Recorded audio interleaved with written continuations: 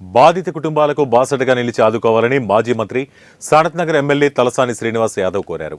Monda మార్కెట్లోని old jail కానా వద్ద షాపులు కూలిపోయి నష్టపోయిన బాధితులకు మేరు సంఘం ఆధ్వర్యంలో కుట్టు మిషన్లు, ఆర్థిక సహాయాన్ని మోండా మార్కెట్లో ఏర్పాటు చేసిన కార్యక్రమంలో పాల్గొని అందజేశారు.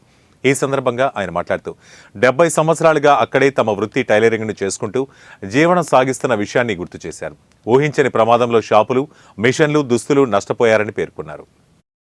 నుంచి వాళ్ళ పునరుద్ధి చేసుకొని వారి యొక్క జీవనాధారం, వాళ్ళ కుటుంబం, వాళ్ళ పిల్లలు, వారి యొక్క భవిష్యత్తు మరి ఈ ప్రాంతం నుంచే ముడిపడి ఉంది. అన్ఫార్చునేట్ ఆ వర్షం వల్ల ఆ ఎండు కూలిపోవడం అనేది మనం చూసినాం.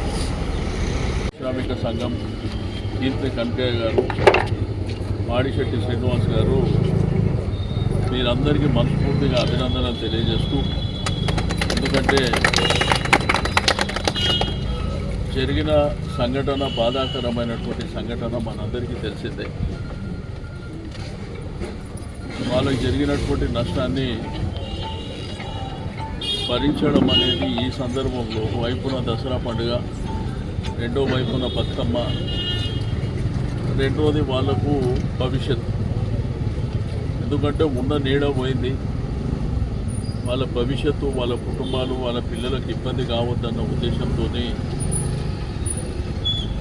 సంఘం పెద్దలు తోచిన విధంగా సాయం అందించాలనేటువంటి సంకల్పం రావడం, వాళ్ళ కుటుంబాలను నిలబెట్టాలనేటువంటి ఒక మంచి సంకల్పంలో పెద్దలు కృష్ణ హనుమంతరావు గారు, రవీందర్ రూప, రవీందర్ నాగులు, శ్రీనివాస్ గారు, మరి వీరు రెండోది ఇప్పుడు నేను చదివినటువంటి